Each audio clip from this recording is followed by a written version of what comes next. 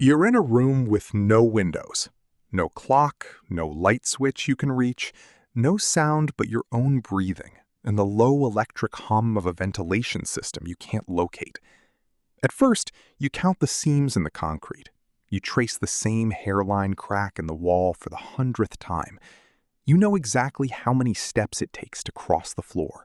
3, maybe 4 if you drag your feet to make the silence last a little longer. Hour 6, you're still you. Hour 30, something starts to change.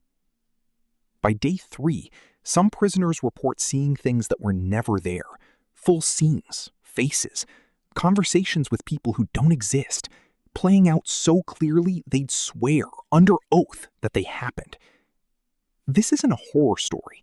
It's documented psychiatry, built on decades of clinical interviews and controlled experiments. And by the end of this video, you're going to understand something that's going to bother you long after it's over. Because your brain is doing a version of this to you right now, and you have no idea. Let's start with the case that changed how we understand solitary confinement. In the 1980s, Harvard psychiatrist Dr. Stuart Grassian was granted access to prisoners held in solitary housing units, SHUs, across U.S. federal and state prisons. He wasn't looking for a headline. He was building a clinical record, one interview at a time. What he found became one of the most cited studies in the history of American prison reform. Grassian interviewed dozens of inmates, some isolated for weeks, others for years, some in cells no larger than a parking space, alone for 23 hours a day. He documented a consistent pattern, a syndrome, he eventually called it, that emerged with remarkable regularity across prisoners who had never met each other, in different facilities, in different states, with no way to compare notes. The timeline was almost identical, case after case. Hours 1 through 24, restlessness.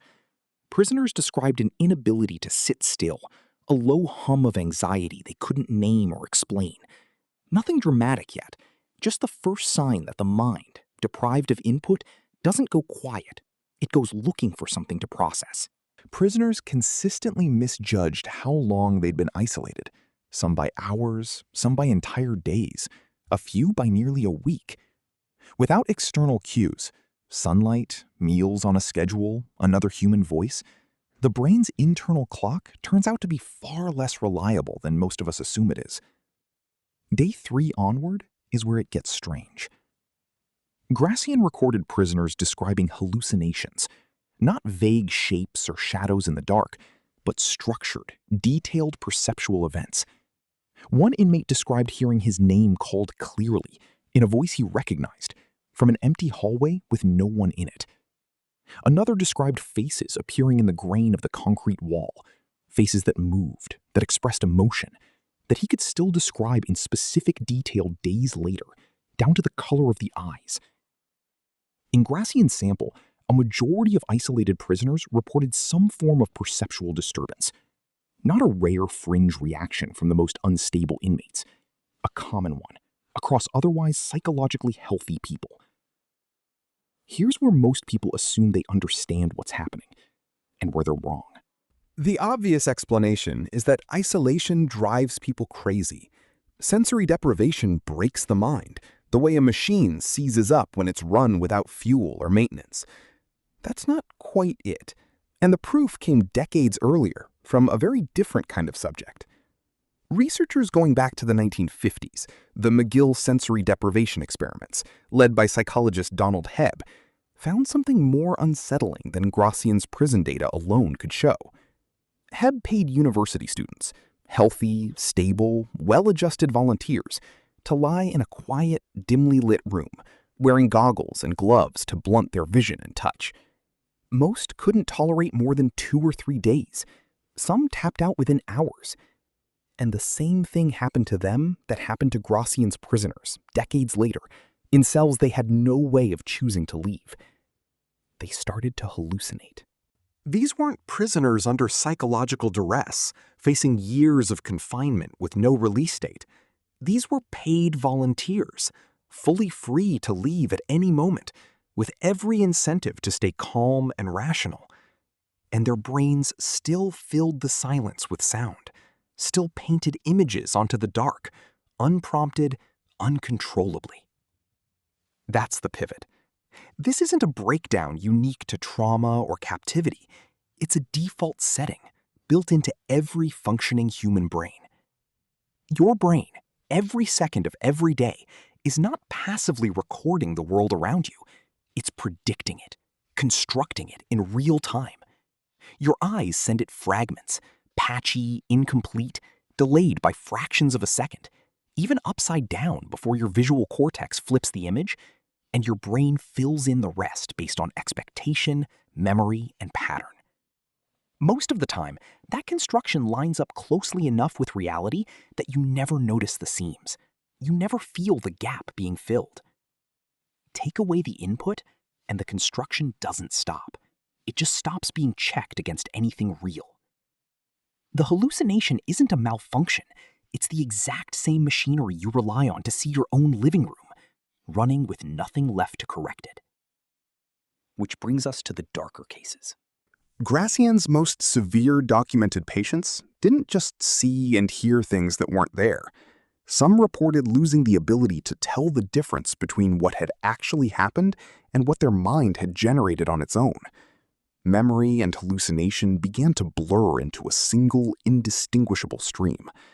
One prisoner couldn't say with confidence whether a conversation with his own lawyer had really occurred, or whether he'd imagined the entire exchange in full days earlier.